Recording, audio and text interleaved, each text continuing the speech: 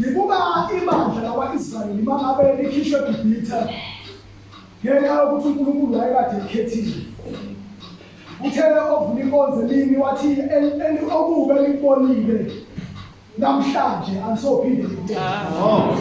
Ngibheka uhambo lwaka-Israyeli behamba noNkulunkulu endleleni. Uma bezofika olwandlonhlomvu mfundisi kwakuNkulunkulu elwa impi, haleluya, yaseGibhithe ababanqobele. Kodwa silana namhlanje sebefike entabeni yaseSinayi benza khona isivumelwano noNkulunkulu. uNkulunkulu banikeze imithetho abazohamba ngayo. Lithi iBhayibheli uMose wayithatha incwadi wayifunda noma yonke imithetho uNkulunkulu kade bamisele yona. Ngibheka ibandla lakwa-Israyeli mase liswile ukuthi uNkulunkulu uthini. Lithi konke uNkulunkulu akushilo sizokwenza. Engathi uMose wayefunda i-contract babumemela phambi kwebandla lakwa-Israyeli. Engathi mase bavuma bathi wonke ama-terms and conditions ale contract we abide ngawo. Makabusise uNkulunkulu. Uma uMose eseyivulile incwadi bakusho konke uNkulunkulu akushilo nemithetho ayibabekele yona. Lithi iBhayibheli konke akukhulumile uJehova siyakwenza. Makabusise uNkulunkulu. Ngibheka ukuhamba endleleni sihamba silalela umthetho kaNkulunkulu. Makabusise uNkulunkulu. Lithi iBhayibheli wayesenza i-altare la ababesezokwenza khona isivumelwano noNkulunkulu. Haleluya. Bakumele ukwadlula kuyona emini ukuthi sasingekho isivumelwano lingekho igazi. Makabusise uNkulunkulu. Isivumelwano esidala lesi kwadingakala ukuthi uMose athathe igazi. Makabusise uNkulunkulu. Athathe ingxenye yalo afafaze ibandla ukuthi njengoba senisenzile isivumelwano noNkulunkulu nakho-ke seniyabhayida egazini. Makabusise uNkulunkulu. Ngoba isivumelwano noNkulunkulu sasimiswe egazini. Haleluya. Kodwa kule case esiza kuyo sithola sekukhona uJesu. Makabusise uNkulunkulu.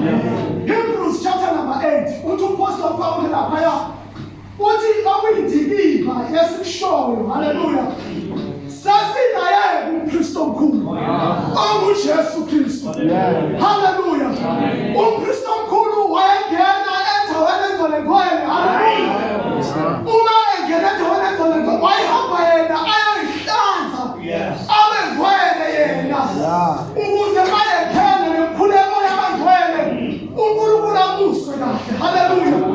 Kodwa uma sekufika isivumelwano esisha kufika uKristu Jesu uthi uPastor Pauli sesinaye umpristi onjalo osewahlala asomlela sikaNkulunkulu. Futhi lo mpristi umpristi omkhulu wesivumelwano esidala wayethi mayesongena endaweni engcwelengcwele angene nemnikelo yebandla. Makabusise uNkulunkulu ukuze kube umhlatshelo phambi kaNkulunkulu. Lithi iBhayibheli ngakho yilona lo mpristi omkhulu umisela ukunikela ingeminikelo nemhlatshelo. Ngakho kuyadingeka ukuba naye lo. Haleluya. Ukuba kube nakho akuthile azonikela ngakho. Sasibona uJesu ngesidlo sokugcina. Makabusise uNkulunkulu. Uma ezoyobethelwa. Haleluya. Ubanikeza umzimba wakhe uthi udleni lokhu ngokuba kungumzimba wami. Makabusise uNkulunkulu. Uma esafika egazini ikhona ngithanda wabunqobo uzosuka ukuthi wayesethabatha isitsha wabonga wabanika wathi phuzani bonke nonke uso ngokuba lokhu kuyigazi lami lesivumelwano. Haleluya. Eluthulule ngenxa yabaningi kukho ukuthethelelwa kwesono. Haleluya. Namhlanje sizovuselela isivumelwano esisha egazini likaJesu. Makabusise uNkulunkulu. Likhona igazi likaJesu esihamba siyokwenza ubudlelwane nalo.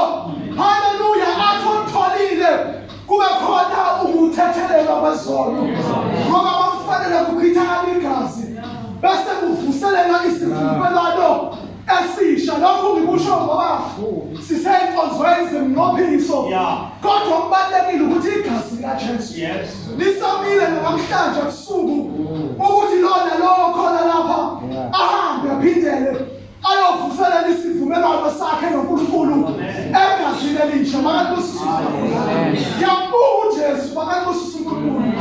Angathi mangabe elenge siphambalweni babebona igazi lenyama lehla kodwa ngibheka ingelosi esasilikhongozela ngomqengezo wegazi zimlindele ukuthi mangabe sevukile esavusa abangcwele phansi ehajeza, haleluya, angene phansi igazi lakhe elali-evidence bamemela ukuthi naso sivuka igazi lesivumelwano esisha asenzele abantu uSunkulunkulu usafika negazi lakhe njengompristi omkhulu usezolinikela uthi baba sebehlanziwe sebethethelelwe ngoba sebevuselele igazi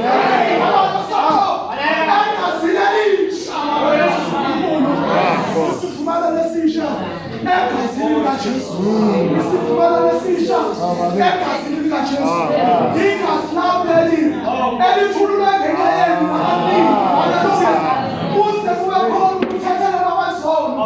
Sinaye naye njalo nathi umpristi omkhulu, haleluya, naye kwakufanele ukuthi kube khona azonikela ngakho, yena wenza ngegazi lakhe, haleluya, wenza kwi-evidence ukuthi nasi isivumelwano emsenzele bandla. Makabusise uNkulunkulu, ibandla likaNkulunkulu leli, makabusise uNkulunkulu, ibandla likaNkulunkulu leli alithenge yena ngegazi lakhe. Makabusise uNkulunkulu, njengoba sihlalile isidodi sizolungisa lokho ukuthi izinto ilunge, ngoba ibandla akusilona elababunkosi, asilona elababudlamini, kodwa yibandla likaNkulunkulu, ibandla likaJesu, ngoba wakhokha inani elikhulu. Makabusise uNkulunkulu, elalingeke likhokhwe ngisho nawubani. Makabusise uNkulunkulu, ukuchaza kahle uJohane nasesensimini yasePatimose athi wasithengela uNkulunkulu ngegazi.